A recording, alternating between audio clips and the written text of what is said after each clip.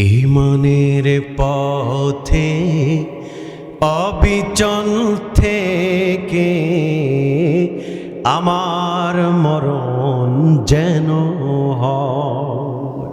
ঠিক না? কোরআনের পথে অবিচল থেকে আমার মরণ যেন হয়। তোমারই কাছে মিনতি আমার,